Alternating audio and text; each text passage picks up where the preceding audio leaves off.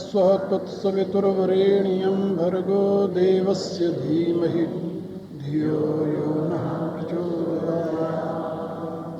ॐ विश्वानि देवसवितर्दुरितानि पराशिव यद्भद्रं तन्यास्व। ॐ यो वै श्रीरामचन्द्रः स भगवान् अद्वैत परमानन्दात्मा यत्परब्रह्म भूर्भुवः स्वः तस्मै वै नमो नमः। ॐ रामं रामानुजं सीतां भरतं भरतानुजं सुग्रीवं वायुसूनं च प्रणमामि पुनः पुनः। ॐ कल्याणानां निधानं कलिमलमथनं पावनं पावनानां पाथेयं जन्म मुमुक्षु सपदि परपद प्राप्ते प्रस्थितस्य विश्रामस्थानमेकं कविवरवचसां जीवनं सज्जनानां बीजं धर्मद्रुमस्य प्रभवतु भवतां भूते राम नामः। श्रीराम जय राम जय जय राम। श्रीराम जय राम जय जय राम। श्रीराम जय राम जय जय राम। श्रीराम जय राम जय जय राम। श्रीराम जय राम जय जय राम। श्रीराम जय राम जय जय राम। परावर रूप में उपस्थित मेरी प्रिय आत्माओं, करुणा निधान भगवान श्री राम की करुणा आप सभी के लिए सदैव कल्याणकारिणी हो, यह मेरी आंतरिक शुभकामना।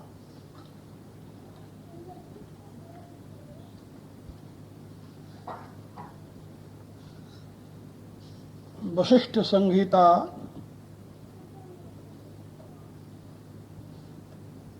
में भगवान श्री राम के संबंध में श्लोक कहा गया है, जिसकी व्याख्या मैं आप लोगों को यहाँ सुना रहा हूँ। रामस्य नाम रूपम च लीला धाम परात्परम एतत् चतुष्टयम नित्यम सच्चिदानंद विग्रहम। भगवान श्री राम का नाम, रूप, लीला और धाम, ये चारों परात्पर हैं और सच्चिदानंद स्वरूप है। नाम सच्चिदानंद स्वरूप है, इसलिए वह ब्रह्म राम से भी महान है। तुलसीदास जी के शब्दों में, ब्रह्म राम ते नाम बड़ वरदायक वरदान। जो वरदायक हैं ब्रह्मा विष्णु महेश, इनको भी वो वर प्रदान करने वाला है। कौन? नाम। इसलिए रामायण सतकोटि मह लिय महेश ये जान। और 100 करोड़ रामायण के श्लोकों में से भगवान शंकर ने विचार करके इसी 2 अक्षर को निकाल लिया। कथा आती है कि महर्षि वाल्मीकि ने 100 करोड़ रामायण बनाई, छंद बनाए रामायण के। उसका 3 लोकों में बंटवारा होने के लिए विभाजित कर दिया। विभाजन करने के लिए भगवान शंकर जी को चुना गया कि आप ही निष्पक्ष हो, आप ही सबको इसका विभाजन करो। तो उसमें 100 करोड़ में से 33 करोड़ श्लोक एक एक लोक को दे दिया। फिर 1 करोड़ बचा। फिर 33 लाख दे दिया। फिर 1 लाख बच गया। फिर 33 हजार दे दिया। फिर 1000 बचा। फिर उसमें 300 सभी को दे दिया। 100 बच गया तो उसमें से 33 सबको दे दिया। फिर 1 श्लोक बच गया। अब 1 श्लोक जो है वो अनुष्ठुप छंद है, वो 32 अक्षर का है। तो भगवान शंकर जी ने कहा, भाई देखो, ये 32 अक्षर के 3 भाग तो हो नहीं सकते। कहा इसमें ऐसा है कि 10 अक्षर तुम तीनों ले लो, और 2 अक्षर जो है वो मैंने इतनी मेहनत की है पंचायत करके हमें दे दो। तो सबने स्वीकार कर लिया। तो 32 अक्षर में से 10 अक्षर तीनों लोकों में बांट दिया, और 2 अक्षर जो र और मा था उसको अपने साथ रख दिया।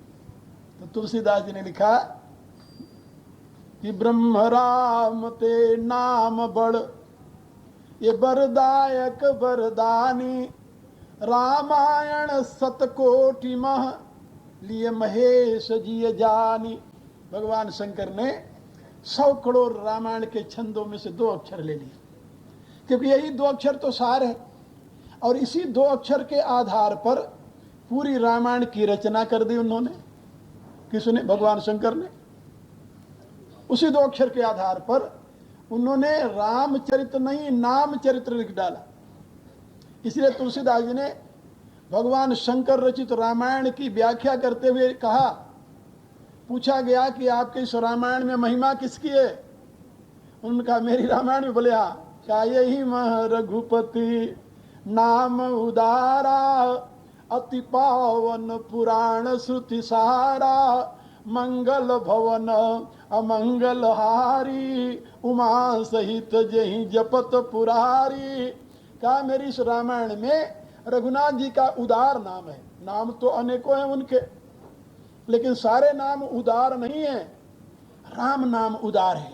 राम नाम इतना उदार है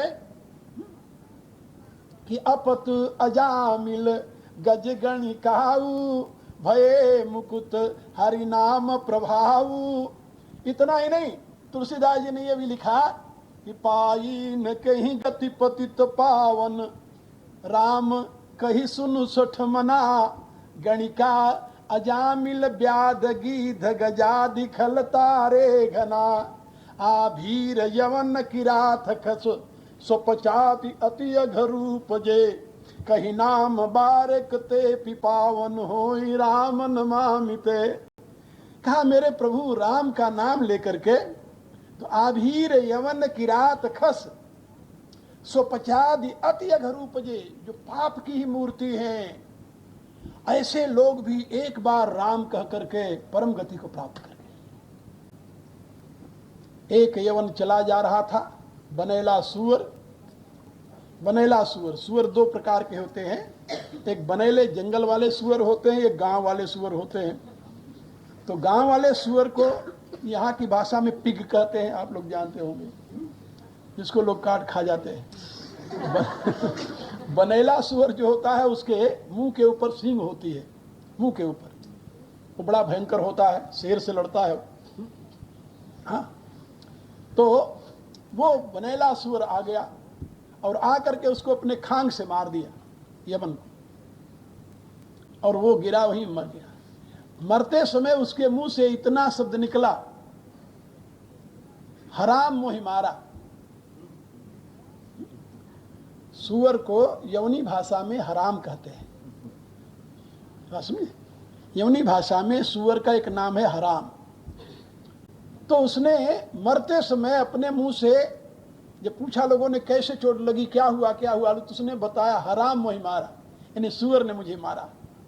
तो सुअर तो कहा नहीं, हराम कहा उसे। और हराम शब्द के साथ जो राम लगा था ना, ह के साथ, राम शब्द को सुन करके भगवान के दूत पहुंच गए। अरे कहा ये तो भगवान का नाम नहीं लिया, इसने तो सुअर को बताया था। कहा किसी भी बहाने राम तो मुंह से निकला, क्योंकि मरत जासु नाम मुख आवा, अधमो मुकुत हो श्रुति गावा। कैसा भी हो, यदि मरते समय भगवान का नाम मुंह से निकल जाए तो घोर पापी से पापी भी मुक्त हो जाता है। नाम कितनी महिमा है। भगवान शंकर ने कहा कि हे पार्वती, मैं इस काशी नगरी में काशी मरत जंतु अवलोकी, छोटे से छोटे जंतु को देख करके भी जासु नाम बल करऊं विशो की, राम का नाम सुना करके मुक्त कर देता हूं। भगवान शंकर कहते हैं जिसके नाम के बल से, जिस राम नाम के बल से मैं काशी में जंतु से, छोटे छोटे जंतु को भी मुक्ति प्रदान कर देता हूं, वह प्रभु का नाम उदार नाम है। इसलिए नाम की महिमा रामचरितमानस में गाई गई है। और नाम के बाद फिर आया रूप। रूप कैसा अद्भुत है, केवल मनुष्य ही नहीं, भगवान जब छोटे से हैं, अयोध्या की गलियों में घूमते हैं, तुलसीदास लिखते हैं कि जही बीथिन बिचरई सब भाई, थकित तो होई लख लोग लुगाई। स्त्री पुरुष सब थकित हो जाते हैं। जनकपुर गए तो प्रभु की शोभा को देख करके वहां की स्त्रियां ही नहीं मोहित हुई। का जिन निज रूप मोहनी डारी, कीने स्वबस सकल नर नारी। का वहां के नर नारी सब मुग्ध हो गए परमात्मा के उस मंगलमय दिव्य स्वरूप को देख। और जब वन में गए तब वाह, खग मृग मगन देखी छवि हो ही। केवल मनुष्य नहीं, जो खग मृग है, पक्षी और पशु जो हैं, वो भी भगवान के स्वरूप को देख करके मुग्ध हो जाते हैं। खग मृग मगन देखी छवि हो ही, लिए चोरी चित राम बटोही। बटोही राम, वो धनुष बाण धारण किए हुए रास्ते पर चलने वाले राम, अपने उस मंगल मूर्ति को दिखा करके पशु और पक्षियों के चित्त को भी मोह लिया। मनुष्य की बात क्या कही जाए। और इतना ही नहीं, भगवान राम के मंगलमय स्वरूप को देख करके जिनहि निरखी मग सांपिनी बिछी, तजही विषम विष तामस तीछी। ये तामसी प्राणी जो सर्प और बिच्छू हैं, ये भी प्रभु के मंगलमय स्वरूप को देखकर अपने विष का त्याग कर देते। भला सोचिए, ऐसा प्रभु का दिव्य स्वरूप, मंगलमय, सुकोमल और सहज स्नेह युक्त स्वरूप, जिनके नेत्रों से सदैव करुणा की ही दृष्टि हुआ करती है, कौन वर्णन कर सकता है। भुसुंडी जी ने यही कहा, रूप से कहीं नहीं कही श्रुति शेषा, सोई जान सपने जिन देखा। जिसने स्वप्न में देखा हो वह भी उनके स्वरूप को जान सकता है, वर्णन कौन कर सकता है। कहा आकाशचारी पक्षी और वनचारी मृग और मनुष्य ये सब मोहित हो गए। कहा इतना ही नहीं, कहा जलचारी जीव भी। भगवान जब समुद्र के ऊपर पुल बांध दिए, इतनी भीड़ थी, इतनी सेना थी कि पुल पर से पार जा नहीं सकती थी। समस्या खड़ी हो गई कि पुल पर से पार कैसे चले जाए भाई। भगवान ने कहा कि भाई ये तो बड़ी समस्या है, पुल इतना चौड़ा है नहीं कि इतनी बड़ी सेना पार चली जाए। भगवान मुस्कुराए, क्या इस समस्या का भी समाधान किया देता हूं। भगवान जाकर के पुल के बीच में, समुद्र के बीच में खड़े हो गए। फिर क्या था, देखन कह प्रभु करुणा कंदा, प्रगट भय सब जलचर वृंदा।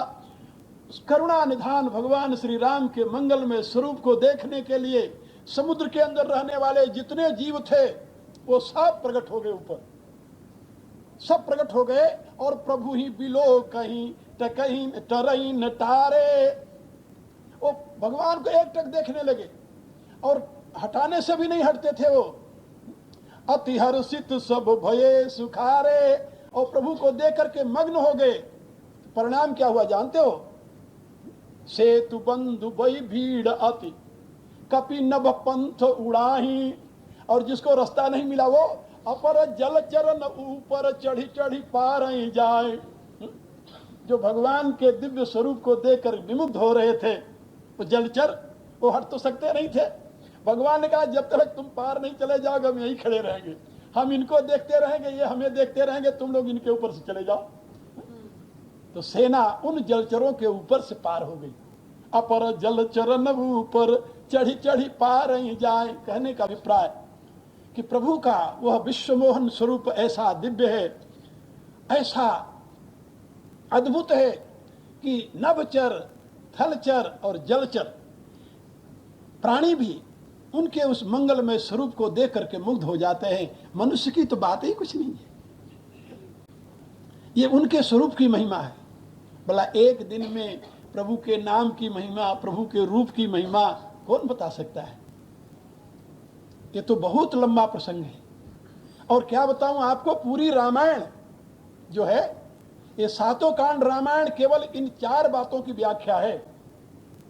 रामस्य नाम रूपम च लीला धाम परात्पर। भगवान राम का नाम, रूप, लीला और धाम, इन 4 की व्याख्या है। और इसमें क्या है? और इनकी व्याख्या में जहां तुलसीदास जी ने इतनी मोटी रामायण लिखी, यदि मेरे को इसकी व्याख्या लिखनी हो पता नहीं कितनी मोटी हो जाएगी। इसलिए एक दिन में जितना संकेत हो सका मैंने कर दिया है। आज आप लोगों को मैं प्रभु की लीला की बात सुनाऊंगा। नाम रूप की चर्चा कर ली है, अब इससे अधिक नहीं करूंगा, नहीं समय उसी में चला जाएगा और लीला और धाम दोनों रह जाएंगे। तो आज मैं आप लोगों को प्रभु की लीला की चर्चा करूंगा। लीला किसे कहते हैं? पहले लीला समझ लीजिए आप लोग। लीला चरित्र को नहीं कहते, चरित्र अलग है, लीला अलग है। ये बात समझे? चरित्र अलग है, लीला अलग है। लीला और चरित्र में क्या अंतर है इसको समझो पहले। चरित्र उसे कहते हैं जो मनुष्य के जीवन में चरितार्थ हो, जो मनुष्य करे, जो आप करते हैं दिन भर वो आपका चरित्र बन जाता है। और लीला किसे करते हैं? लीला कहते हैं जो देखने में तो आवे कि ये किया जा रहा है, लेकिन सही में वो किया न जा रहा हो, उसको लीला कहते हैं। कर्ता के जीवन की यथार्थ स्थिति वो न हो, लेकिन देखने में आवे कि ऐसा हो रहा है। इसीलिए भगवान शंकर जी ने कहा, गिरिजा सुनो राम की लीला। हे गिरिजा, तुम राम की लीला सुनो। लीला सुना रहे हैं प्रभु। बोले हाँ। कहा प्रभु भी लीला करते हैं? बोले हाँ। किस लिए? कहा सुरहित दनुज विमोहन शीला। कहा उनकी लीला केवल देवताओं के कल्याण और दैत्यों को मोह में डालने के लिए होती है। लीला वह है जिसमें देवताओं का तो कल्याण है और दैत्य मोह में पड़ जाते हैं। कहा दैत्य ही मोह में नहीं पड़ते, कभी कभी देवता भी मोह में पड़ जाते हैं। सती ऐसी भगवती प्रभु की लीला को देख करके मोह में पड़ गई।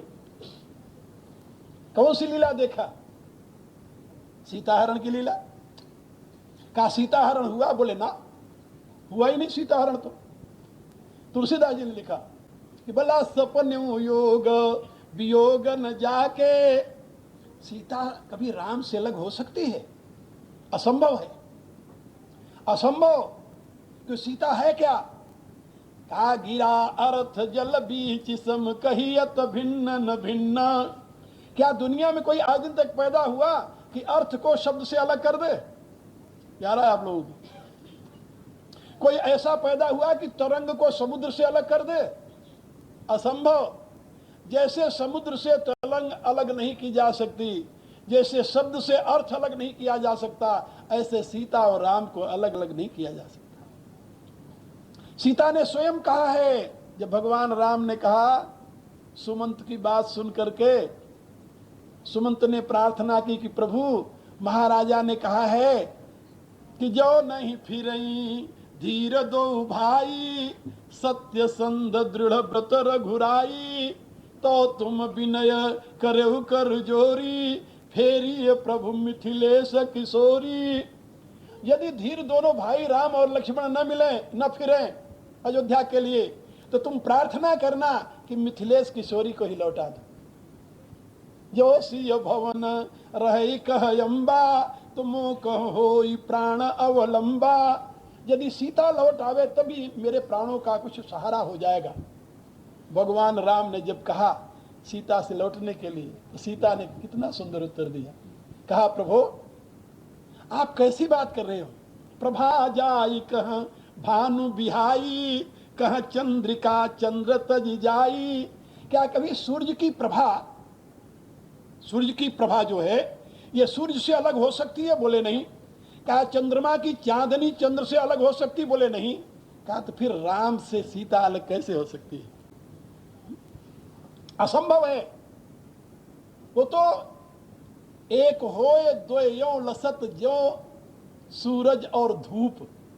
जैसे सूर्य और सूर्य की प्रभा धूप जो है कभी अलग नहीं किए जा सकते, ऐसे राम से कभी सीता अलग नहीं हो सकती। तुलसीदास जी लिखते हैं सपने योग वियोग न जाके। कहा वहां सीता राम का कभी न योग होता है न वियोग होता है, लेकिन लीला में देखा प्रगट विरह दुख ताके।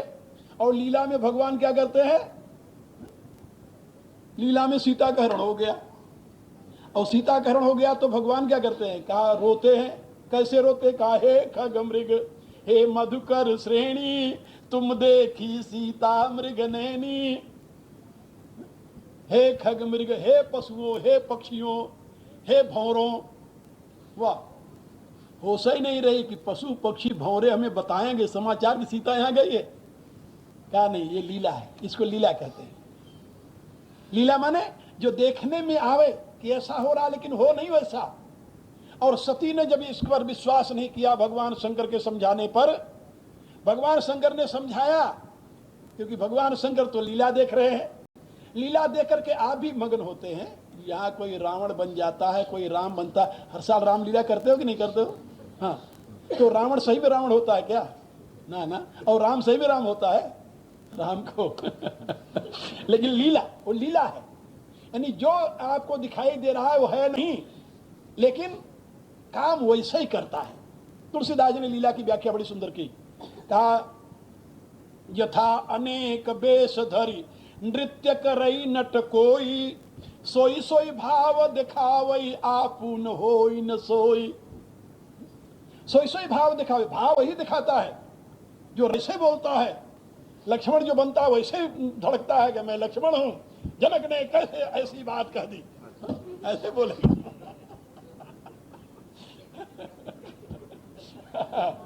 लेकिन वो नहीं, वो लक्ष्मण होता है, नो राम होता है, वो तो लीला कर रहा। इसी रूप से परमात्मा, वह पर ब्रह्म परमात्मा जब निराकार से निराकार रूप में आता है तो चरित्र तो पावन चरित्र होता है, पावन चरित्र करता है वो। लेकिन उस पावन चरित्र में लीला भी करता है वो। यहां पर ये चरित्र है, प्रातः काल उठ के रघुनाथा, मातु पिता गुरु नावई माथा, आय सुमांगी करई सब काजा, देखी चरित हर्षित मन राजा। ये उनका चरित्र है। अनुज सखा संग भोजन करही, मातु पिता आज्ञा अनुसरही। एक सुंदर मित्र के साथ कैसी मित्रता करनी चाहिए, पिता के प्रति कैसा भाव हो, माता के प्रति कैसा भाव हो।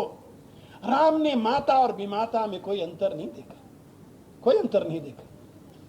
ये नहीं सोचा कई मेरी विमाता होकर के मुझे वनवास दे रही है, ये नहीं सोचा, ना ना। और न तो राम की माता ने ही सोचा।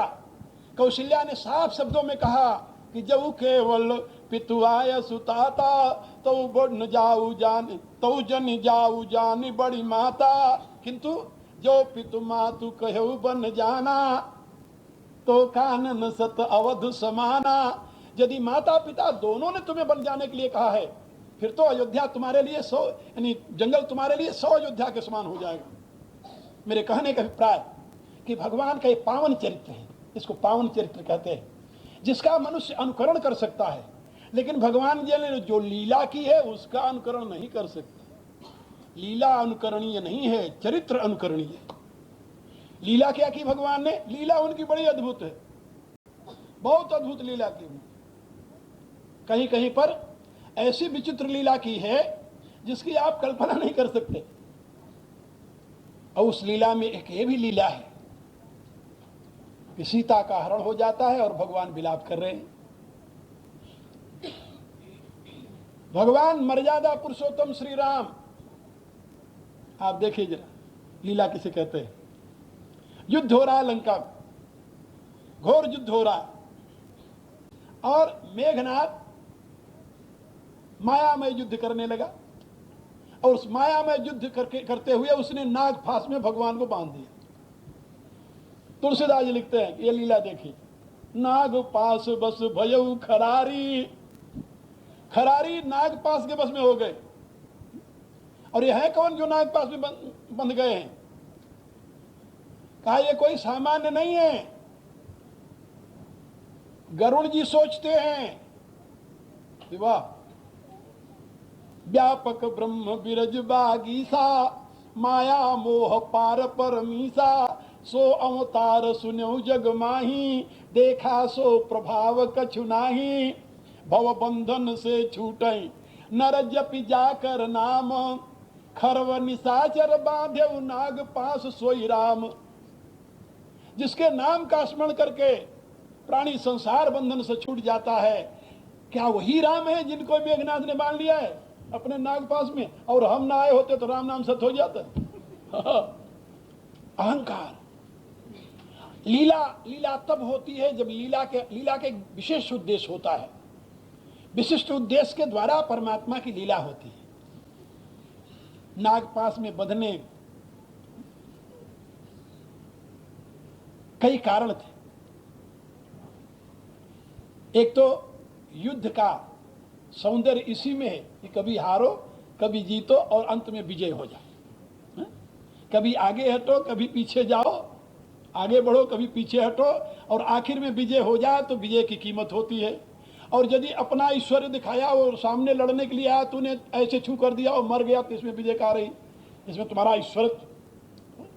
तो जहां ईश्वरत्व झलकता हो वो लीला नहीं होती।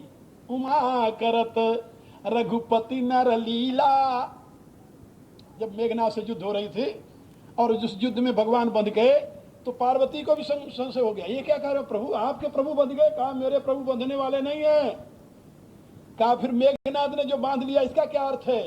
कहा उमा करत रघुपति नर लीला, खेल गरुण जिमी अहिगन मीला। जैसे सर्पों के बीच में गरुड़ खेला करता है, सर्प तो गरुड़ के आहार है, कहा ऐसे ही इन राक्षसों के बीच में मेरे प्रभु लीला कर रहे हैं। ये लीला दर्शा रहे हैं, लेकिन यथार्थ नहीं है। यथार्थ वही है कि भृगुटी बंक जो काल ही खाई, ताही किसो हई ऐसी लड़ाई। कहा जो अपने इशारे मात्र से काल का भी विनाश करने की क्षमता रखता है, क्या उसके लिए ऐसा युद्ध शोभा देता है? बोले नहीं। तो भगवान की लीला बड़ी विचित्र लीला है। इसलिए तुलसीदास जी लिखते हैं कि भगवान की लीला को समझाते हुए भगवान शंकर कहते हैं भगवान की लीला बड़ी विचित्र है। और लीला किस लिए करते हैं? कहा सुरहित धनुज विमोहन शीला, गिरिजा सुनो राम की लीला। देवताओं को मोह में डालने के, दैत्यों को मोह में डालने के लिए और देवताओं को आनंद देने के लिए लीला का ही प्रयोजन है। जैसा है वैसा नहीं, जैसा नहीं है वैसा दिखाई दे। राम पर ब्रह्म परमात्मा है, लेकिन विलाप करते हैं एक विरही कामी के समान। सीता का हरण हो जाता है तो विरही कामी पुरुष के समान विलाप करते हैं। सुन जान की तो ही बिनु आजू, हर से सकल पाई जनु राजू। लक्ष्मण से कहते हैं लक्ष्मण तुम देख रहे हो? कहा क्या है भैया? कहा देखो तो जरा। संग लाई करनी कर ले ही, मानव हमें सिखावन देही। कहा देखो ये हाथी जो है अपनी हथनियों को साथ लेकर चलते हैं, ऐसा लगता है कि मुझे शिक्षा दे रहे हैं कि तुम भी अपनी सीता को साथ रखे होते तो क्यों रोते आज। ये लीला है। तो मेरे कहने का अभिप्राय कि जहां पर देखने में कुछ और आवे और हो कुछ और, उसको लीला कहते हैं। इसके लिए तुलसीदास जी ने एक और जगह लिखा है, का नट कृत बिकट कपट खगराया, नट सेव कहीं न व्यापई माया, सो नर इंद्र जाल नहीं भूला, जा पर होई सो नट अनुकूला। का एक बात याद रखो, नट कृत कपट बिकट कपट खगराया। मुसुंडी जी कह रहे हैं, हे खगराया, नट जो, नट का खेल देखा कभी आप लोगों ने? बाजीगर जो आता है, यहाँ तो नहीं आते, यहाँ खाते हो बेचारे, लेकिन फिर भी दिखाते तो होंगे कभी कभी। भारत में बहुत बाजीगर आते हैं खेल दिखाने वाले। वो आदमी को सुला देंगे, छोटा सा बच्चा उनके साथ रहता है, उसको जमूरा कहते हैं। वो साथ रहता है, कभी कभी क्या करते हैं कि उसका गला काट लेते हैं।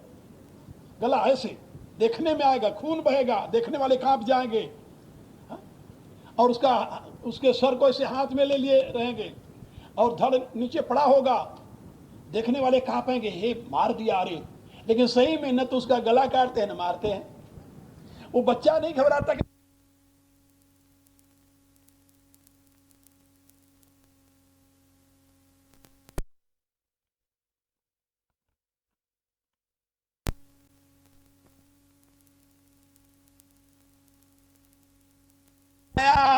जो नट का सेवक है, यानी उस बाजीगर का साथ रहने वाला है, जमूरा है, उसको उसके ऊपर कोई असर नहीं होता, दूसरे देखने वाले घबरा जाते हैं। कहा इसी रूप से सोनर इंद्र जाल नहीं भूला, जा पर होई सो नट अनुकूला।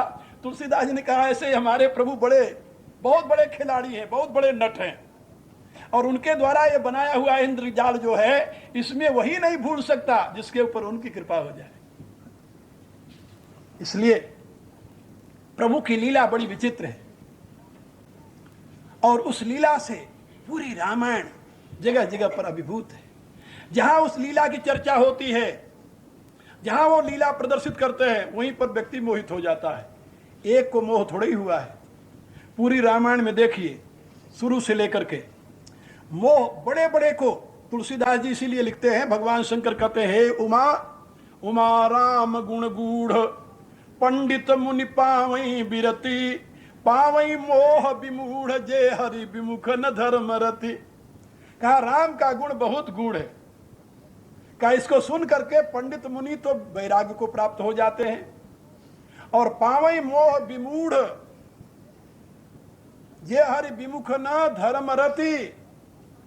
इसका अर्थ सामान्य तो यही है कि जो विमूढ़ लोग हैं, विशेष रूप से मूढ़ लोग हैं, जो भगवान से विमुखी हैं और जिनकी धर्म में रति नहीं है, वो भी मोह को प्राप्त हो जाते हैं। पावई मोह विमूढ़। लेकिन एक महात्मा ने इसका अर्थ किया, कहा ये कोई जरूरी नहीं है कि जिसकी राम में रति नहीं है, जो भगवान से विमुखी है उन्हीं को मोह होता है। कहा तो फिर कहा पावई मोह विमूढ़, जो विगत मूढ़ हैं, जो मूढ़ नहीं है, विसर्ग दोनों में लगता है, विगत में और विशिष्ट में। कहा जो मूढ़ नहीं है, ज्ञानी हैं, समझदार हैं, और जे हरि विमुख न धर्म रति, जो भगवान से विमुखी नहीं है, जिनकी धर्म में रति है, वो भी मोह को प्राप्त हो जाते हैं। पावई मोह विमूढ़, जे हरि विमुख न धर्म रति, और जे हरि विमुख न धर्म रति, दोनों अर्थ होता है। नकार जो है देली दीपक न्यास से दोनों अर्थ होता है। तो कहा कि जो विमूढ़ हैं, विशेष यानी विगत मूढ़ हैं, जिसकी मूढ़ता नष्ट हो गई है, ज्ञानी है, जो भगवान से विमुख नहीं है, जिसकी धर्म में रति है, ऐसे भी मोह में पड़ जाते हैं। का कोई प्रमाण? का प्रमाण एक है, एक प्रमाण नहीं। या देवी सर्वभूतेषु बुद्धि रूपेण संस्थिता, नमस्तस्यै नमस्तस्यै नमस्तस्यै नमो नमः। वह बुद्धि रूपा भगवती स्वयं मोह में पड़ गई। और सती, और सती शरीर में ही नहीं, जब पार्वती शरीर में आई तब भी कह रही है कि तब कर अस विमोह अब नाही, तब जितना मोह था उतना मोह नहीं है, भी थोड़ा सा बहुत अभी भी शेष है। इसलिए उधर भगवती को मोह होता है। आगे चलिए, आगे जब भगवान बाल रूप में आते हैं तो भुसुंडी को मोह हो जाता है। हाँ, बाल रूप में है भगवान, क्रीड़ा कर रहे हैं दशरथ के आंगन में, तो वहां भुसुंडी जो भगवान के अनन्य चरणानुरागी हैं उनको भी मोह हो जाता है। वो स्वयं कहते हैं कि जब भगवान अयोध्या में अवतार लिए और मुझे पता चला तो मैं गया। जैसे हर कल्पों में मैं भगवान के चरणों में 5 वर्ष तक की आयु तक रहता था, ऐसे इस बार भी रहा। एक दिन की बात, भगवान राम बालक रूप में खेल रहे थे। बरणी न जाई रुचिर अंगनाई, जह खेलई नित चारु भाई। वो भगवान राम अपने भाइयों सहित जहां खेलते थे, उस अंगनाई, उस चौक का वर्णन नहीं हो सकता, इतनी सुंदर अंगनाई थी वो। और भगवान राम उसमें खेलते थे। और लरिकाई जह जह फिरई तह तह संग उड़ाऊं, जूठन परई अजिर मह सो उठाई कर खाऊं। और भगवान जहां जहां चलते मैं उनके पीछे पीछे चलता। उनके मुंह से कुछ जूठन गिर जाती तो मैं उसको उठाकर खा लेता, प्रसाद मिल जाता हमें। कहा जूठन कैसे गिर जाती? कहा उनको जूठन खिलाने के लिए भगवान क्या करते? तुलसीदास जी लिखते हैं कि भोजन कर तो बोल जब राजा, नहीं आवत तजी बाल समाजा। महाराज दशरथ जब भोजन करने लगते तो बुलाते, राम आजा मेरे साथ बैठ कर भोजन कर ले।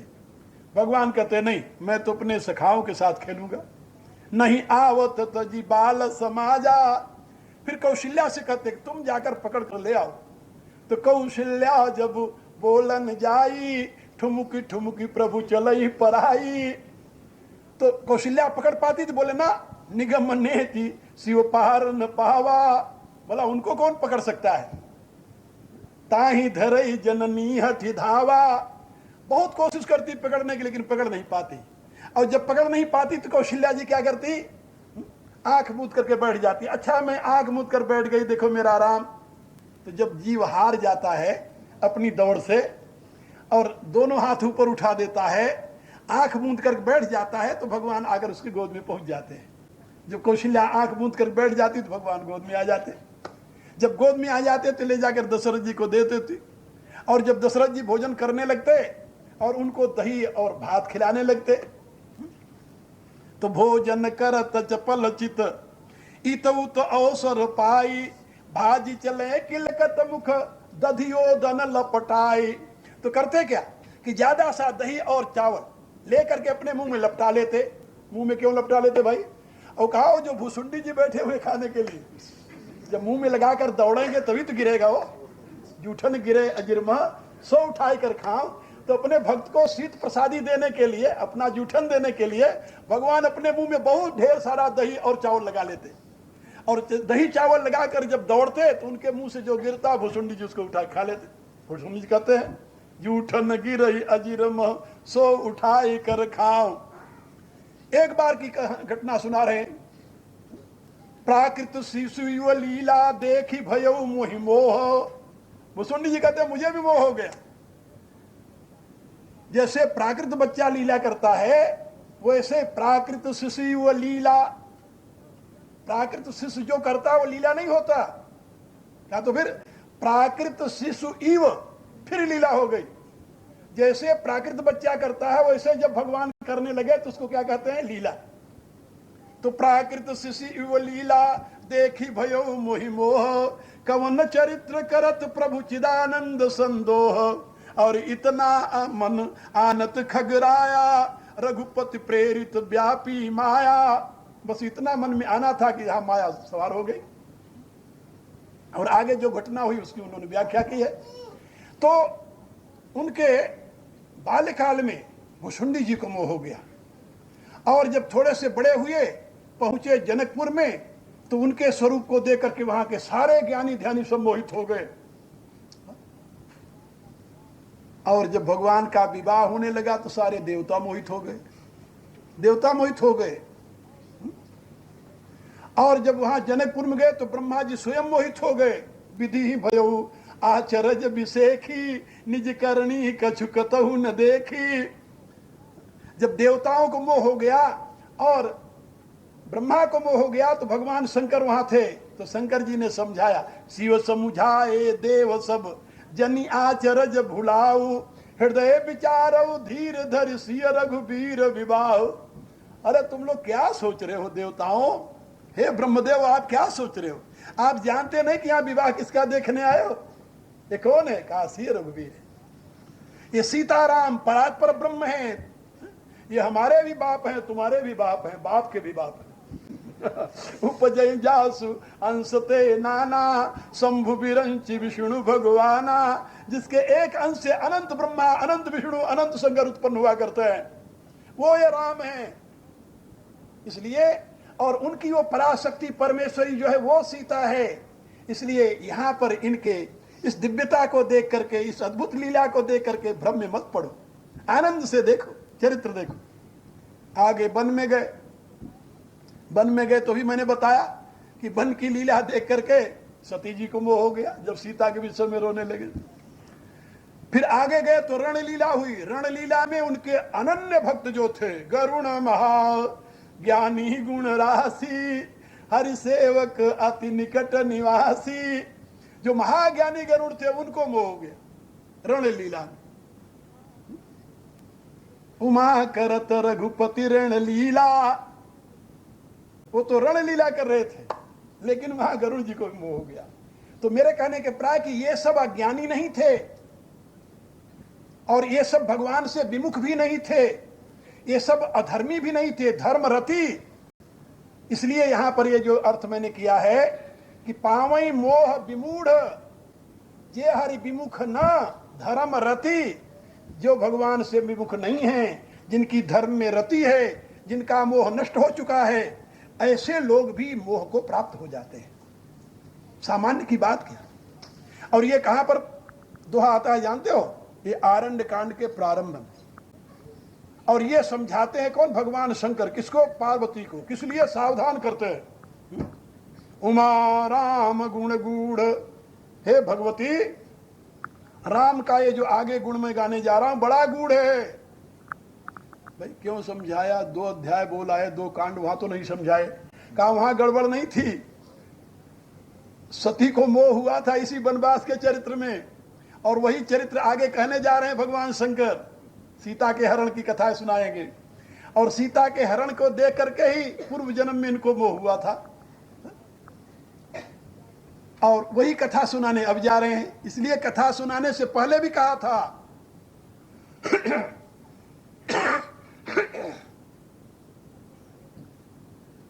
अपर हेतु सुनु शैल कुमारी, कहूं विचित्र कथा विस्तारी। यही कारण अज अगुण अनूपा, ब्रह्म भयउ कौशलपुर भूपा। जा सुचरित अवलोकी भवानी, सती शरीर रहु बोरानी। अजहुन छाया मिटई तुम्हारी, तासु चरित सुनु भ्रमरु जहारी। और उस चरित्र में क्या किया था? कहा चरित्र नहीं, लीला कीन जो तही अवतारा, सो सब कहीं हो मति अनुसारा। उस अवतार में प्रभु ने जो लीला की है वो मैं अपने मति के अनुसार तुम्हें समझाऊंगा। लीला कीन जो तही अवतारा। और उसी लीला के जब प्रसंग आया कि अब फिर भगवान रोएंगे, वहां भी सती ने भगवान को रोते हुए देख करके तो कहा था कि ये ब्रह्म नहीं हो सकते। ब्रह्म जो व्यापक बिरज अज अकल अमीह अभेद, सो की देह धरि होई नर जाहि न जानत वेद। अब इतना नहीं, खोजई सो की अज्ञ इव नारी। वो अज्ञानी की तरह कोई स्त्री के लिए रोएगा? ये कहेगा हे खग मृग हे मधुकर श्रेणी, मेरी स्त्री कहां चली गई बता दो? नहीं। तो भगवान कहते हैं कि वही लीला मैं तुम्हें सुनाने जा रहा हूं। इसलिए यहां पर भगवान की लीला बड़ी विचित्र है। वैसे तो परब्रह्म परमात्मा के द्वारा जो कुछ किया गया सब लीला है, एक दिन की घटना सुनाओ। हम जब पढ़ते थे गुरुदेव के पास, तो उन दिनों वहां रामलीला होती थी। तो गुरुदेव बैठ करके आनंद में पढ़ा रहे थे, और हम लोग, अब 4-6 दोस्त जो थे, वो सबको ये लगा था कि आज पढ़ाई जरा बंद हो जाए तो आज लीला देखें।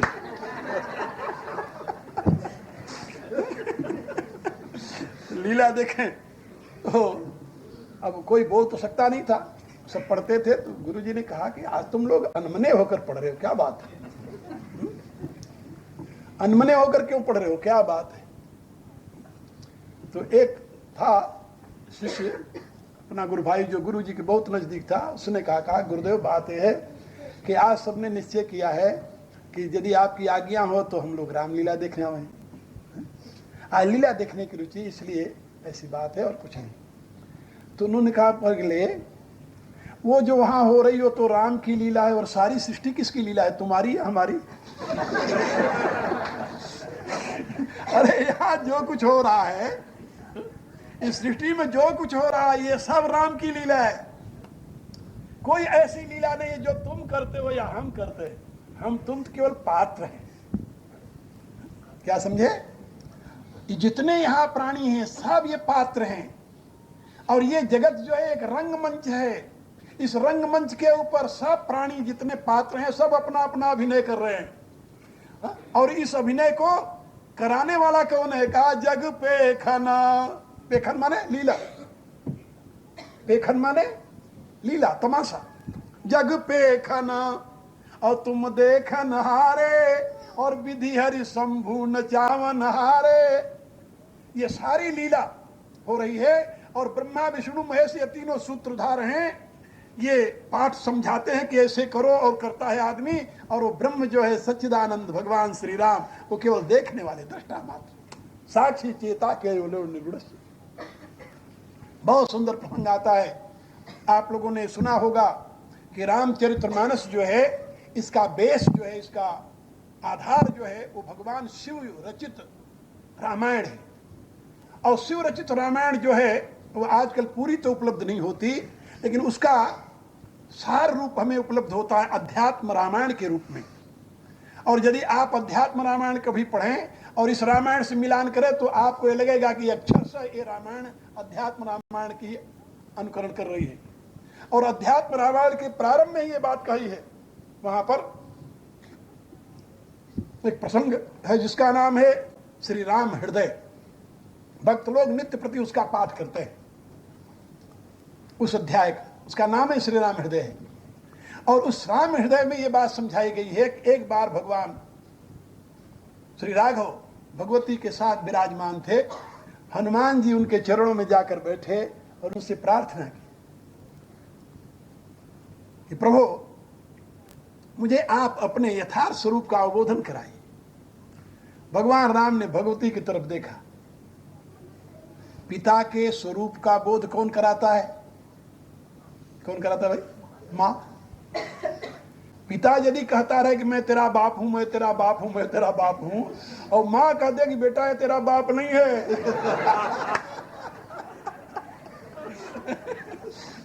तो उसकी घोषणा सब व्यर्थ चली जाएगी। हाँ, इसलिए पिता के स्वरूप का यथार्थ बोध तो मां कराती है। भगवान मुस्कुराए, मौन रहे। इसमें भगवती ने करुणा की। करुणा करके भगवान मारुति को संकेत किया, कहा हनुमान, तुम्हें इनके यथार्थ स्वरूप का बोध मैं कराती हूं। और उस समय भगवती ने पूरी रामायण की कथा कही। कहा याद रखो कि अवतार से लेकर के रावण वध तक और राज्य तक जो कुछ लीला हुई है, ये इन्होंने नहीं किया है, ना ना, ये सब मैंने किया है। रावण का वध मैंने किया है, इन्होंने नहीं किया। बाली का वध मैंने किया है, इन्होंने नहीं किया। समुद्र के ऊपर पुल मैंने बनवाया, इन्होंने नहीं बनवाया। वनवास मैं भेज गई हूं, ये नहीं गए हैं। यानी जो लीला हुई है बालेपन से, आविर्भाव से लेकर के और राज सिंहासन तक, भगवती कहती है सब मेरा कार्य है, इनका कार्य नहीं है। भगवान मारुति आश्चर्यचकित होकर देखने लगे कि मां क्या कह रही है। वो कहती मैं सत्य कहती हूं वत्स, ये सब मेरा कार्य है, लेकिन भ्रमवश लोग इनका कार्य समझते हैं। भ्रमवश, अज्ञानतावश, ये तो केवल दृष्टा मात्र हैं। साक्षी चेता केवलो निर्गुणस्य, ये केवल साक्षी मात्र हैं, ये कर्ता नहीं है, ये भोक्ता नहीं है, ये दृष्टा मात्र है। यही वेदांत का सार है जो उस अध्यात्म रामायण में भगवती ने भगवान मारुति को उपदेश में बताया है। सिद्धांत है ये कि सृष्टि के प्रारंभ से लेकर अंत तक जितनी क्रियाएं होती हैं सब उस प्रकृति महामाया परमेश्वरी के द्वारा होती है। उस पुरुष को तो केवल दृष्टा आप समझिए, वो तो सबसे परे है। असंगो ही अयम पुरुष वेद कहता है, असंगो अयम पुरुष है सांख्य कहता है। परमात्मा करता नहीं है, परमात्मा भोगता नहीं है, वह तो सबसे परे है। न वहां कर्तृत्व है न वहां भोक्तृत्व है। जहां कर्तृत्व भोक्तृत्व नहीं है उसमें सारी बात की कल्पना जो है लीला मात्र है। और लीला किसके द्वारा होती है? परमेश्वरी के द्वारा। ये लीला भगवती करती है। महानारायण उपनिषद में इसका बड़े सुंदर ढंग से विवेचन है, बहुत सुंदर ढंग से विवेचन है। और उसी को यहां पर महर्षि वाल्मीकि ने स्पष्ट शब्दों में कहा है, इस ऋतु से तु पालक राम तुम जगदीश माया जानकी, जो सृजत जग पालत हरत रुख पाई कृपा निधान की। ये भगवती करती है। सृष्टि का उद्भव स्थित संहार कारणिम क्लेशहारिणीम सर्वश्रेयस्करीम सीताम न तो हम राम बल्लभा। तो राम बल्लभा के द्वारा ये सब कुछ होता है।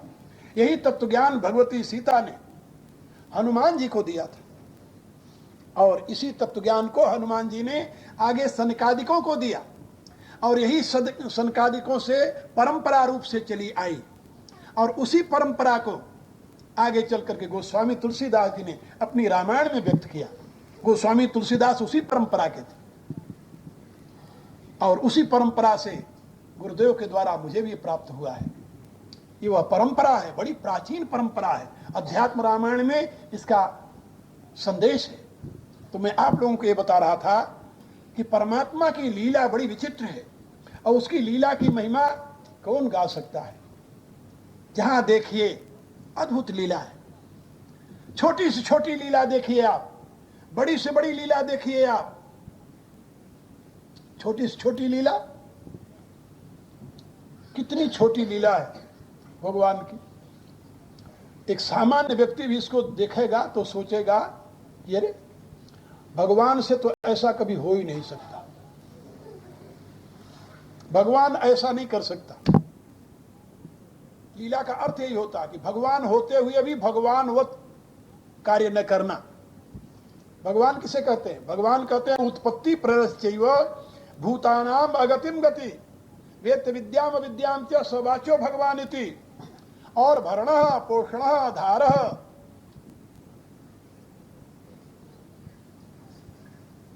जो विश्व का भरण करे, विश्व का पोषण करे, विश्व को धारण करे, और शरण्यम सर्वव्यापकम, जो सबके लिए आश्रय हो, जो सर्वव्यापी हो, और कारुण्य षड्गुण ही पूर्णो रामस्तु भगवान से, और जो करुणा की साकार मूर्ति हो उसे भगवान कहते हैं। और ये 6 गुण भगवान श्री राम में, इसलिए महारामायण में कहा गया रामस्तु भगवान से।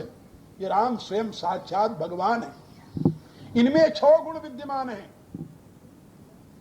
और 6 गुण विद्यमान होते हुए भी एक छोटी सी बात है और उसके लिए आप अकेले कोई निर्णय नहीं ले रहे हैं। लीला देखिए, बहुत छोटी सी बात है। विभीषण भगवान राम की शरण में आ रहे हैं। दूत ने आकर के कहा कि रावण का भाई आपकी शरण में आया है। भगवान ने सोचा, सुना।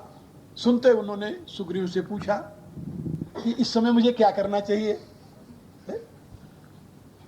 कह प्रभु सखा बूझिए कहा। इस समय मुझे क्या करना चाहिए दोस्त? सखा बड़ा कुशल था, उसने तपाक से कहा, कही कपीस सुनऊ नरनाहा। हे नरनाहा, हे राजाओं में श्रेष्ठ। जब उसने नरनाहा संबोधन किया तभी बात समझ में आ गई कि ये कौन सी बुद्धि देने जा रहा। भगवान को भगवान नहीं समझा, अभी भी उनको मनुष्य ही समझ रहा है।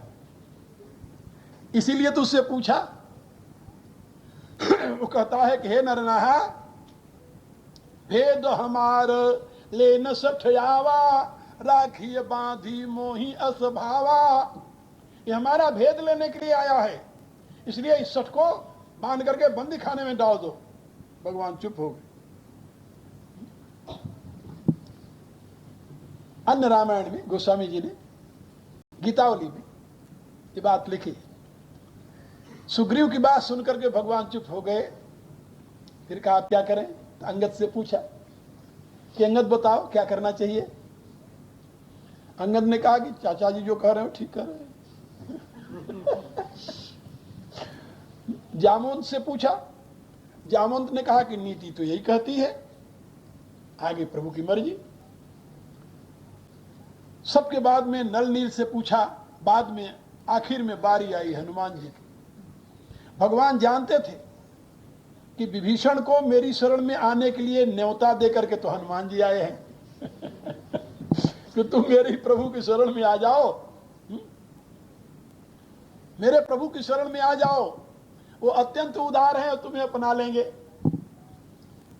जब विभीषण जी ने कहा तात कबहु मोहि जानी अनाथा, करी है कृपा भानुकुल नाथा, मुझे अनाथ जान करके कभी भानुकुल शिरोमणि मेरे ऊपर भी कृपा करेंगे? तो हनुमान जी ने कहा वाह, ये भी कोई पूछने वाली बात है, अरे तुम मुझे क्यों नहीं देखते? कहु तात में कवन कुलीना, कपि चंचल सबही विधिहीना, प्रात ले जो नाम हमारा, तादिन ताहिन मिलई आहारा, असमें अधम सखा सुन मोहू पर रघुबीर, कीनी कृपा सुमिर गुण भरे बिलोचन नीर। इतना कहते हुए हनुमान जी गदगद हो गए, उनके नेत्रों में अश्रु भर आए। उन्होंने आमंत्रित किया, जब मेरे ऐसे पर कृपा की है तो तुम तो उत्तम कुल पुलस्त कर नाती, तुम तो पुलस्त के पौत्र हो, विश्रवा के पुत्र हो, तुम्हारे ऊपर क्यों नहीं कृपा करेंगे प्रभु? आमंत्रण दे आए। भगवान ने सबसे आखिर में हनुमान जी से पूछा कि हनुमान जी बताओ क्या किया जाए, विभीषण शरण में आए। हनुमान जी ने बहुत अच्छी बात की। हनुमान जी ने कहा प्रभु, छली की होय कबहु सन्मुख, प्रभु सन्मुख जो तिमिर सात है यानस। कहा मेरे विचार से प्रभु, यदि वो कपटी होगा तो आपके सामने नहीं आ सकता। जैसे सूर्य के सामने कभी अंधेरा नहीं जा सकता, ऐसे छली व्यक्ति आपके सामने प्रभु नहीं आ सकता। यदि आपके सामने वो आया है तो इसका अभिप्राय वो छली नहीं है, आपका भक्त है। भगवान ने निश्चय कर लिया कि चलो हनुमान की सम्मति हमारे साथ है तो सुग्रीव नाराज भी हो जाएगा तो कोई बात नहीं। इसलिए भगवान ने तुरंत कहा बात ठीक कह रहे हो हनुमान तुम। जो पे दुष्ट हृदय सो होई, मोरे सन्मुख आव की सोई। यदि वह दुष्ट हृदय होगा तो मेरे सन्मुख नहीं आ सकता, और यदि पापी होगा, पापी और दुष्ट हृदय में अंतर है भैया। भगवान ने कहा कि ये बात याद रखो, पापवंत कर सहज स्वभाव, मोरे सन्मुख आव की काऊ। यदि पापी होगा तो मेरे सामने आएगा ही नहीं, वो तो आ ही नहीं सकता मेरे सामने, और यदि दुष्ट होगा तभी मेरे सामने नहीं आएगा। हाँ, लेकिन याद रखो, यदि पहले का पापी है इस समय पापी नहीं है तो सन्मुख होई जीव मोहि जमही, जन्म कोटि अघनाश तबही। जब भी जीव मेरे सन्मुख आता है तो मैं उसके करोड़ों जन्मों का अघ जो है उसको मैं नष्ट कर देता हूं। ये भगवान की प्रतिज्ञा है, और भगवान ने विभीषण को अपनी शरण में रख लिया। कोई भी काम भगवान करते हैं उससे पहले सबकी राय लेते हैं। ये नहीं कि मैं बहुत समझदार हूं, मैं भगवान हूं, इसलिए जो मैं करूं वही होगा। नहीं, जो ऐसा सोचता है कि जो मैं कहूंगा वही होना चाहिए, वो राम का अनुयायी नहीं है। किसका है? वो रावण का है, क्योंकि रावण का यही सिद्धांत है। तुलसीदास ने क्या लिखा? मंडलीक मणि रावण राज करे निज मंत्र। उसको किसी मंत्री की जरूरत नहीं है। जिस मंत्री ने उसकी हाँ में हाँ मिला दी वो तो उसका प्रिय है, सुनता उसकी बात। और यदि किसी ने कहा राजन ऐसा नहीं ऐसा होना चाहिए, तो तुरंत कहता चुप रह। हाँ, बूढ़ भय नत मरते हूं तो ही अपने नाना को कहे सो, और की बात छोड़ो। मालवान नाना है उसका, उसको कहता है बूढ़ भय नत मरते हूं तो ही अब जनी नैन दिखाव सिमोही। तू बूढ़ा हो गया, नहीं तो मैं तो ही ये रावण की वृत्ति है। वो कोई काम करता है तो राज करे निज मंत्र, अपनी मंत्रणा से, किसी की मंत्रणा नहीं सुनता। लेकिन राम कोई छोटा से छोटा काम होगा तभी वो किसी से पूछेंगे, अपने साथियों से, बताओ कैसे करें। सुग्रीव से पूछा, अंगद से पूछा, नल से पूछा, जामवंत से पूछा, आखिर में हनुमान से पूछा। और जो हनुमान जी ने कह दिया कि प्रभु विभीषण तो आपके भगत हैं, तो विभीषण को शरण में रख लिया। इसी रूप से आगे अब समुद्र के किनारे पहुंचे तो बताओ पार कैसे जाए समुद्र को। पहले किससे पूछा? सुग्रीव से। कहु कपीस। अब सुग्रीव ने इधर देखा तो बगल में बैठे हुए थे विभीषण। सोचा कि सुग्रीव से पूछते रहूंगा तो विभीषण नाराज हो जाएंगे। लंकापति वीरा। हे सुग्रीव, हे लंकापति, हे भैया। वीर शब्द का अर्थ भाई होता है। वीर शब्द का अर्थ भाई होता है। हमारे यहां आज भी भाई को वीर कहकर पुकारते हैं।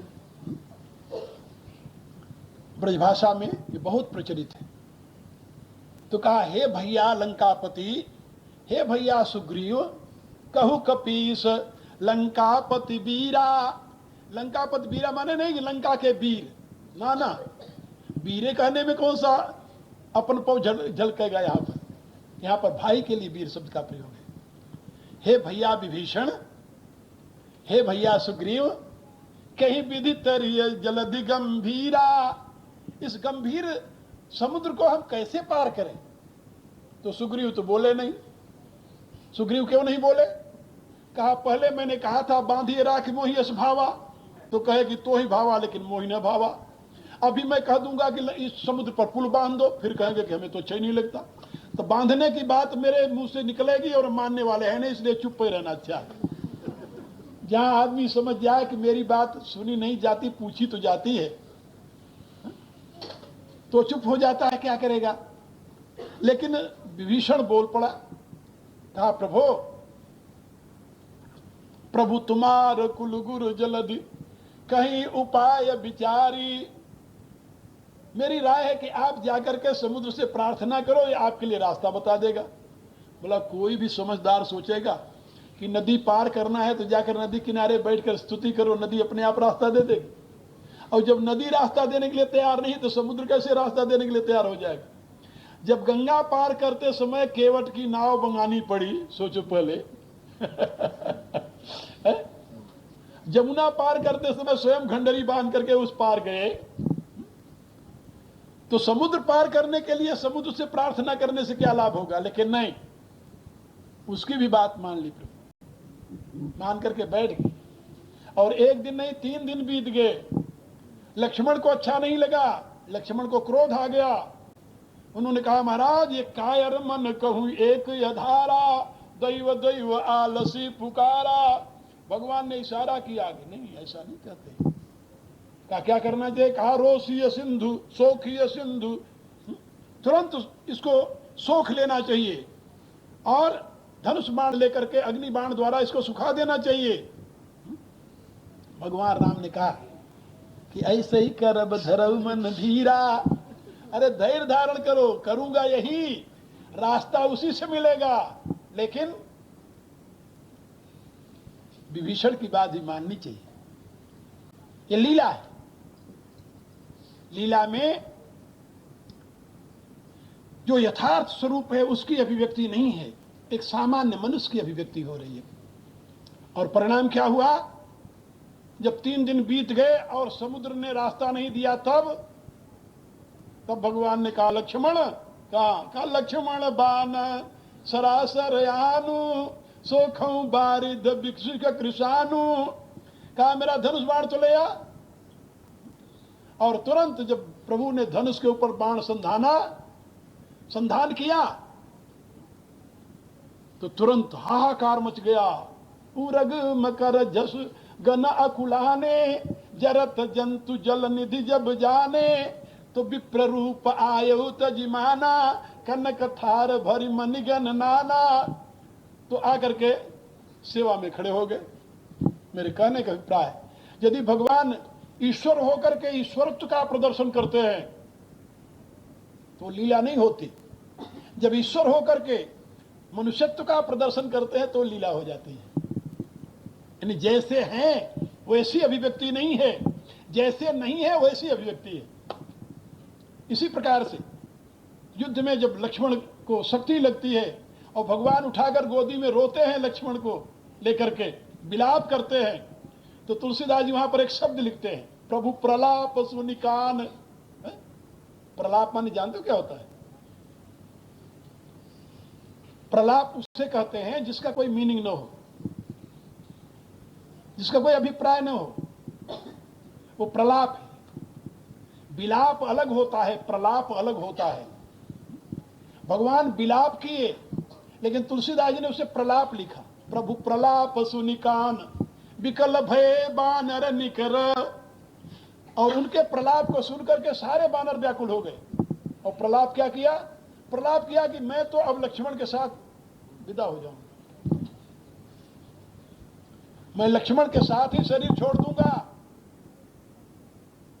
विनय वहां गीतावली में लिखा है, गिरि कानन जई हैं शाखा मृग हौ पुनि अनुज संघाती, होई है कहा विभीषण की गति यही तो सुभरी छाती।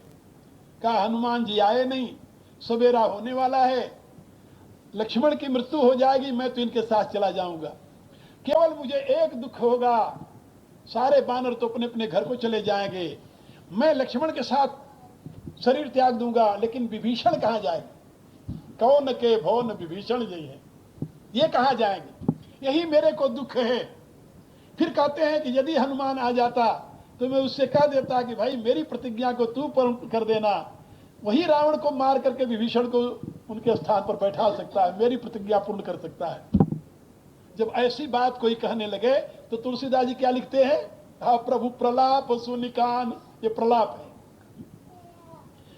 पार्वती ने कहा महाराज ये आपके प्रभु क्या कह रहे हैं? कहा कुछ नहीं कह रहे हैं। शंकर जी ने कहा ये तो उमा करत रघुपति नर लीला, ये नर लीला है। नर लीला क्यों कर रहे हैं भाई? कहा एक भाई के लिए दूसरे भाई के हृदय में कैसा प्यार होना चाहिए, क्या समझे? एक भाई के प्रति दूसरे भाई के हृदय में कैसा प्यार होना चाहिए ये बता रहे हैं, और दूसरा कोई प्रयोजन नहीं है। इसलिए मैं आप लोगों को बता रहा था कि प्रभु की लीला अपने आप में अद्भुत है, और उस लीला का यदि आप चिंतन करें तो प्रभु की महिमा का और प्रकाश होगा आपके हृदय में।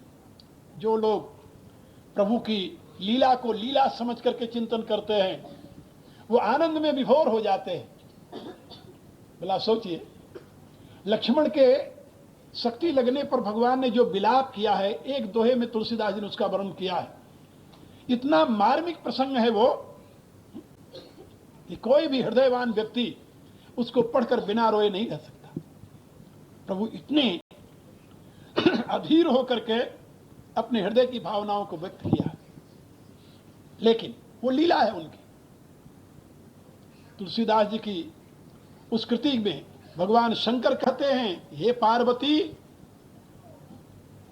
प्रभु सग त्रिभुवन मारी जियाई। भगवान वह हैं जो त्रिलोकी को मार करके पुनः नया जीवन प्रदान कर सकते हैं। इतनी शक्ति है प्रभु में। प्रभु प्रभु है, ईश्वर हैं, मनुष्य नहीं है, लेकिन फिर भी वो जो कुछ करते हैं वो नरगति भगत कृपालु दिखाई, ये नरगति दिखा रहे हैं। मनुष्य को कैसे अपने भाई के प्रति प्यार होना चाहिए, कैसा उसका व्यवहार होना चाहिए, कैसे उसके प्रति उसका प्रेम होना चाहिए, ये भगवान दिखा रहे हैं। कैसा आचरण होना चाहिए दिखा रहे हैं। तो मैं आप लोगों को ये बता रहा था कि प्रभु की लीला बड़ी विचित्र है अपने आप में। यद्यपि ये सारा विश्व उनकी लीला है। भगवान व्यासदेव ने अपने ब्रह्म सूत्र में लिखा है, वहां प्रश्न आया कि परमात्मा ने सृष्टि क्यों की, तो उन्होंने कहा सृष्टि नहीं की। कहा तो फिर, कहा लोकवत्तु लीला कैवल्यम, कहा ये तो केवल उसकी लीला मात्र है, ये सृष्टि नहीं, ये कोई कृति नहीं है। लोकवत्तु लीला कैवल्यम, किसी प्रयोजन से परमात्मा सृष्टि नहीं करता, कहा उसकी लीला है। और इसी बात को अयोध्या कांड में तुलसीदास जी ने संकेत किया। सुमित्रा माता कहती हैं, यहां पर महाराज जनक की धर्म पत्नी सुनैना, कौशल्या, कैकेयी, सुमित्रा, ये चारों रानियां एकत्रित होती है चित्रकूट में। तो वहां पर सुमित्रा जी ने अपना मंतव्य व्यक्त करते हुए कहा, ये विधाता की कृति बड़ी विचित्र है। कौन जान सकता है कि विधाता ये सृष्टि क्यों करता है।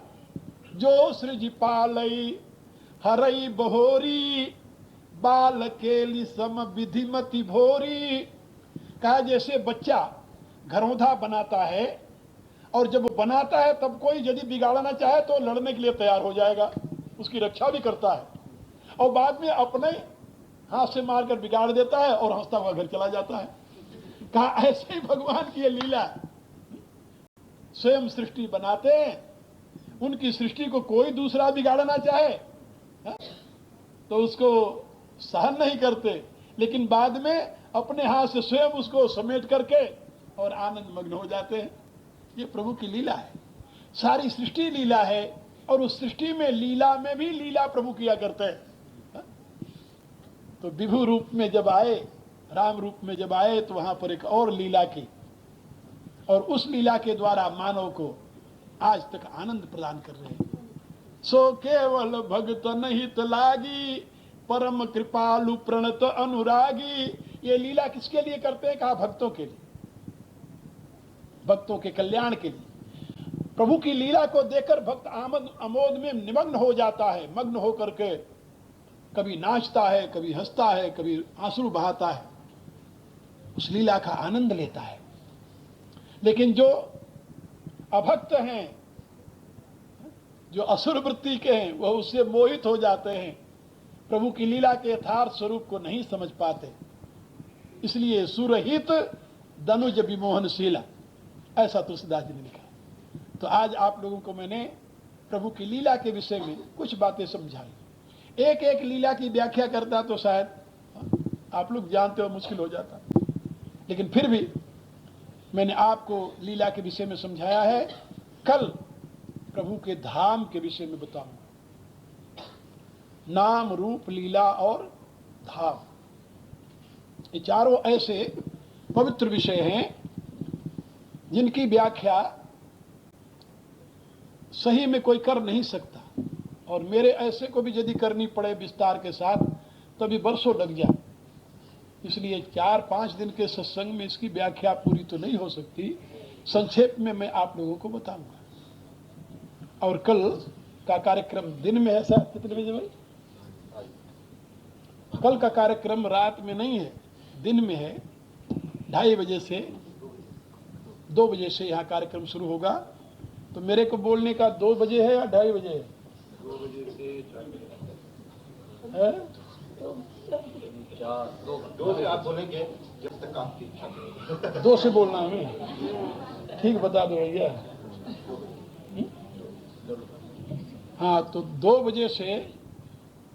बजे से यहाँ पर मुझे बोलना है। आप लोग कल दिन में 2 बजे से पहले यहाँ पहुँच जाए, और 2 से हम 1 घंटे बोलेंगे, 2 से 3, जैसे आप 1.25 घंटे बोल दिए, ऐसे 2-4 मिनट 10 मिनट ऊपर हो जाए नीचे हो जाए पता नहीं, क्योंकि बोलता हूँ तो मुझे भी आनंद आता। मैं अपने आनंद के लिए बोलता हूँ, मैं सही बताऊँ। आप लोगों को आनंद आता कि नहीं आता है मुझे पता नहीं, लेकिन मैं स्वांतः सुखाय तुलसी रघुनाथ गाथा, तुलसीदास जी ने कहा मैं तो अपने अंतःकरण को सुख देने के लिए गाथा लिख रहा हूँ, दुनिया पढ़ करके वो भी सुखी हो जाए तो बहुत अच्छी बात है। इसलिए मैं अपने आनंद के लिए राम की कथा कह रहा हूँ, आप लोगों को उसमें आनंद आ जाए तो उससे भी बड़ी बढ़िया बात है। तो आप लोग कल यहाँ 2 बजे पहुँचने की कष्ट करें, और 2 बजे से 3-3:15 बजे तक मैं अपनी व्याख्या करूँगा, सुनना आप लोग। और दिन में जो लोग मेरे से मिलना चाहें, जैसा मैंने बताया है, अभी आश्रम में मैं 26 तारीख तक हूँ, तो नित्य प्रति 10 बजे के बाद आकर मेरे से मिल सकते हो आप। आश्रम में किसी को जिस भी विषय में बातचीत करनी हो, शंका हो, कोई सनातन धर्म के विषय में जिज्ञासा हो, तो बड़े प्रेम से आइए, कोई प्रतिबंध नहीं है। और जो आपकी जिज्ञासा हो उसको पूरी कर सकते हैं। वैसे तो जैसा कि मैंने बताया है कि मैंने बहुत सी बातें अपनी यहाँ, मुझे कितने वर्ष हो गए बोलते, 16-17 साल हो गए हैं। 16 साल से मैं यहाँ बोल रहा हूँ, और तब की कैसेटें आज भी पड़ी हुई हैं, लोगों के घर में भी होंगी, लोग सुनते हैं। 16 वर्ष से हर साल हम आपको रोज हर साल नई बातें बताते हैं, और अब तक यदि समाधान नहीं हुआ है तो अब कर लो। हाँ, और मेरी चाह तो यही है कि आप लोगों में से जो सुनते हैं मेरी बात, इस सिद्धांत को आप मानव मात्र तक पहुंचाने के लिए प्रयत्नशील हो। और उसमें जैसे एक नवयुवक ने अपना जीवन लगाया है, ऐसे मैं आवाहन करता हूं और भी नवयुवक आवें, क्योंकि एक मुख से सारी दुनिया में कैसे बात फैला सकूंगा मैं। वैसे तो मेरे इस समय 20 मुख हो गए हैं। हाँ, वो रावण ऐसे 10 मुख नहीं। हम तो भगवान ऐसे सहस्त्र मुख बनाने की कोशिश कर रहे हैं। सुना है ना, सहस्त्र शीर्षा पुरुष सहस्राक्ष सहस्रपाद। तो भगवान ऐसे हम सहस्त्र मुख बनाने की कोशिश कर रहे हैं, लेकिन अभी तक तो 20 मुख हुए हैं मेरे। हाँ? और 20 मुखों से मेरा संदेश दुनिया में प्रचारित और प्रसारित होने लगा है, हमें बड़ी प्रसन्नता है। लेकिन हम संतुष्ट नहीं हैं, हम बड़े लालची हैं इस विषय में। हाँ, इस विषय में बड़े लालची हैं। इसलिए और भी कोई यदि अपने जीवन को इस महान संदेश को दुनिया में पहुंचाने के लिए तत्पर हो तो उसका स्वागत करूंगा। और जैसा कि मैंने बताया है, अब मेरी यही चाह है कि मैं अपने इस ज्ञान विज्ञान को अधिक से अधिक लोगों को पढ़ा करके, बता करके उनको योग्य बनाऊं, जिससे समाज में हर एक क्षेत्र में इसका प्रचार और प्रसार हो। मुझे बड़ी प्रसन्नता होगी यदि कोई और इस क्षेत्र में अपने आप को समर्पित करे। है मामला जरा कठिन, लेकिन उतना कठिन नहीं है। उतना कठिन, कितना कठिन? जितना कठिन कि रोज घर में रहते हुए जूते खाने में। उतना कठिन तो नहीं है, लेकिन है कठिन सही में। हाँ, एक लड़की विदा हो रही थी तो दूल्हा आगे आगे जा रहा था, बड़ा खुश था, घोड़ी पर बैठा हुआ, पीछे बेचारी रोती जा रही थी। तो किसी ने कहा कि देखो ये तो बड़ा हंसता हुआ जा रहा है, बेचारी रोती जा रही है। वो दूल्हा क्या कहता है, एक ही दिन तो हंसने का हमें। क्या हमारे भाग्य में तो एक ही दिन हंसने का है, आज तो हंसने दो। ये तो एक दिन रोएगी और बाकी जन्म भर तो मुझे रोना है इसके लिए।